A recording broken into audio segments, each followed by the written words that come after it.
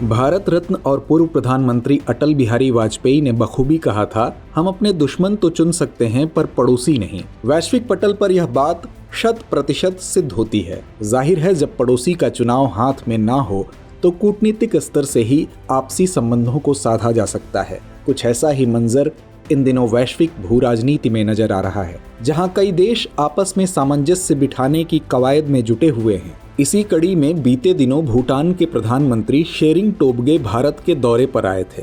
गौरतलब है कि जनवरी 2024 में पदभार संभालने वाले भूटानी पीएम की यह पहली विदेश यात्रा है। हालांकि भारत में चुनाव की तारीखों का ऐलान कर दिया गया है। ऐसे में बेशक मोदी भूटान गए हैं, लेकिन आचार संहिता लगने के कारण किसी भी बड़े समझौते पर हस्ताक्षर नहीं किया जाएगा। ऐसे में सवाल उठाना लाजमी है कि चुनाव की तारीखों के ऐलान के बाद प्रधानमंत्री मोदी का भूटान दौरा क्या मायने रखता है। भारत के लिए भूटान इतना अहम क्यों है? साथ ही भूटान की चीन संग बढ़ती नजदीकियों का भारत संग रिश्ते पर क्या असर पड़ेगा? आज के इस एपिसोड में हम इन्हीं सवालों के जवाब तलाशेंगे। तो चलिए चर्चा की शुरुआत करते हैं। भूटान दक्षिण एशिया का लैंडलॉक्ड देश जो चीन और भारत संग अपनी सीमा साझा करता है। आकार में बेशक यह देश छोटा है, लेकिन कूटनीतिक दृष्टिकोण से बेहद महत्वपूर्ण है। इसी कड़ी में बीते दिनों भूटान के नवनिर्वाचित प्रधानमंत्री शेरिंग टोब्गे ने अपने पहले विदेशी दौरे के लिए भारत का चुनाव किया, जो दोनों देशों के बीच गहरे संबंधों का परिचय देते हैं। वहीं दूसरी तरफ भारत में आम चुनाव होने वाले हैं और हाल ही में चुनाव आयोग ने इलेक्शन की तारीखों का ऐलान किया है। ऐसे में तारीखों के ऐलान के बाद भी भारतीय प्रधानमंत्री विदेशी दौरे पर गए हैं। हालांकि आचार संहिता के कारण किसी बड़े या खास समझौते पर हस्ताक्षर नहीं किए जाएंगे। ऐसे में राजनीतिक नियमों में बंधने के बावजूद भारत का यह कदम उसकी कूटनीतिक प्रतिबद्धता को दर्शाता है। भारत भूटान के संबंधों पर नजर डालें तो इसकी शुरुआत साल 1865 में सिंचुला की संधि से होती है। इन रिश्तों को आगे साल 1910 की पुनाखा की संधि ने बढ़ाया, जिसने मुख्यतः भारत भूटान संबंधों की नींव रखी। इस संधि को ब्रिटिश शासन द्वारा भूटान के साथ किया गया था। हालांकि भारत की आजादी के बाद दोनों देशों के बीच साल 1949 में शांति और मित्रता संधि पर हस्ताक्षर हुए। यह संधि दोनों देशों के बीच संबंधों के संचालन के लिए बुनियादी ढांचा प्रदान करती है। इसके बाद जब 1950 में चीन ने तिब्बत पर कब्जा जमाने की कोशिश की, तो भूटान ने चीन को संभावित खतरे के रूप में देखा। ऐसे में भूटान की मदद करने भारत आगे आया। इससे भारत और भूटान के बीच द्विपक्षीय संबंधों को मजबूती मिली। दोनों देशों के बीच की मैत्री संधि को भूटान की विदेश नीति के तौर पर देखा जाता है। मैत्री संधि के मुताबिक भूटान को विदेशी संबंधों के मामलों में भारत को शामिल करना होता था, लेकिन साल 2007 में इस संधि में संशोधन किया गया। संशोधन के मुताबिक अब सिर्फ भारत के हितों संबंधी मामलों पर ही भूटान भारत की राय लेगा। संशोधित मानदंडों के तहत भूटान को अब हथियार आयात करने पर भारत की मंजूरी की आवश्यकता नहीं है। आसान शब्दों में कहें तो भूटान भारत का करीबी दोस्त है। यह मुश्किल समय में भी भारत के साथ खड़ा रहता है। कूटनीतिक कुशलता और आपसी सम्मान की विशेषता वाला यह रिश्ता भौगोलिक निकटता से परे रणनीतिक, आर्थिक और सांस्कृतिक आयामों को शामिल किए हुए है। लेकिन परिवर्तन संसार का नियम है और कूटनीतिक रिश्तों में भी यह बदलाव नजर आते हैं। कुछ ऐसे ही परिवर्तन भारत भूटान संबंधों में भी दिखे हैं। दरअसल भारत और भूटान के बीच संबंधों की प्रकृति को परिभाषित करने में चीन कारक बहुत महत्वपूर्ण रहा है।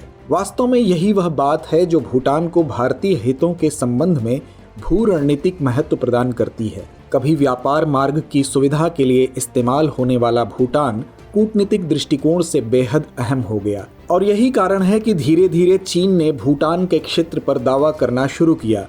गौरतलब है कि चीन के साथ भूटान की करीब 400 किलोमीटर लंबी अंतर्राष्ट्रीय सीमा है, जिसे लेकर अक्सर दोनों देशों के बीच विवाद भी रहता है। मीडिया रिपोर्ट्स के अनुसार भारत चीन भूटान ट्रांजैक्शन के पास 269 वर्ग किलोमीटर का इलाका और भूटान के उत्तर में 495 वर्ग किलोमीटर का जकार लुंग और पासम लुंग घाटी चीन और भूटान के बीच विवाद का कारण बनी है।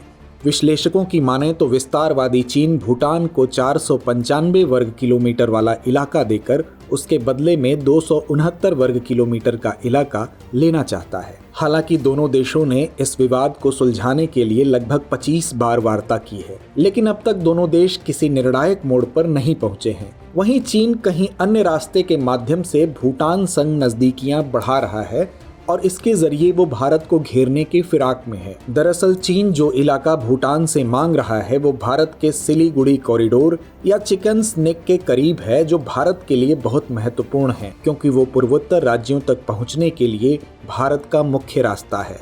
अगर चीन सिलीगुड़ी कॉरिडोर के करीब आता है तो यह भारत के लिए गंभीर चिंता का विषय होगा, क्योंकि यह पूर्वोत्तर राज्यों से कनेक्टिविटी के लिए खतरा बन सकता है, जो एक बड़ी सामरिक चुनौती होगी। चीन के साथ कूटनीतिक संबंध स्थापित करके भूटान भारत और चीन के बीच चल रही प्रतिस्पर्धा का हिस्सा बनने वाला दक्षिण एशिया का सबसे नया और आखिरी देश बन सकता है। इससे ये जाहिर होता है कि इन उभरते नए संबंधों के बनते समीकरण भारत और भूटान के बीच नए सिरे से संबंधों की व्याख्या की जरूरत पर वह आने वाले दिनों में जोर देगा। अब बारी है इस कार्यक्रम के रविवारीय विशेषांक दुनिया मेरे आगे की, जिसमें हम बात करेंगे दूसरी अहम अंतर्राष्ट्रीय खबरों की। विस्तारवाद की नीति से आगे बढ़ने वाला चीन इन दिनों न्यूजीलैंड संग नजदीकियां बढ़ा रहा है। दरअसल बीते दिनों चीनी विदेश मंत्री वांग यी न्यूजीलैंड के दौरे पर पहुंचे। इस वार्ता में चीन न्यूजीलैंड के साथ ऑस्ट्रेलिया भी शामिल हुआ। इस दौरान दोनों देशों के बीच सेवा क्षेत्र में निवेश और डिजिटल अर्थव्यवस्था तथा तकनीकी नवाचार के माध्यम से न्यूजीलैंड के साथ आर्थिक विकास जैसे अहम मुद्दों पर सहमति जताई गई। हाल ही में संयुक्त राष्ट्र विकास कार्यक्रम यानी UNDP द्वारा मानव विकास सूचकांक या ह्यूमन डेवलपमेंट इंडेक्स HDI 2022 जारी किया गया। इस रैंकिंग में भारत ने 2021 की तुलना में एक पायदान का सुधार किया है। 2022 में 193 देशों में भारत की रैंकिंग 134 है, जबकि 2021 में 191 देशों में 135 थी। आपको बता दें कि मानव विकास सूचकांक की अवधारणा का विकास पाकिस्तानी अर्थशास्त्री महबूब उल हक द्वारा किया गया। पहला मानव विकास सूचकांक वर्ष 1990 में जारी किया गया। सूचकांक की गणना 3 प्रमुख संकेतकों जीवन प्रत्याशा, शिक्षा और प्रति व्यक्ति सकल राष्ट्रीय आय के अंतर्गत की जाती है। रक्षा संबंधों को मजबूत करते हुए बीते दिनों भारत और अमेरिका के बीच टाइगर ट्रायम्फ 24 अभ्यास का आयोजन किया गया। टाइगर ट्रायम्फ 24 भारत और अमेरिका के बीच एक संयुक्त सैन्य अभ्यास है। इस अभ्यास का उद्देश्य दोनों देशों के बीच तत्परता और सहयोग बढ़ाना और मानवीय सहायता और आपदा राहत संचालन के लिए अंतर संचालनीयता विकसित करना है। बता दें कि अमेरिका का प्रतिनिधित्व अमेरिकी नौसेना के जहाज़ों द्वारा किया जाएगा, जिसमें अमेरिकी मरीन कोर और अमेरिकी सेना के सैनिक शामिल हुए। वहीं साल 2019 में पहला टाइगर ट्रायम्फ अभ्यास 9 दिनों की अवधि के लिए हुआ था। तो व्यूवर्स, आज की चर्चा को यहीं विराम देते हैं और नोट करते हैं आज का सवाल। बदलते भू राजनीतिक परिवेश में भारत भूटान संबंधों की विवेचना कीजिए।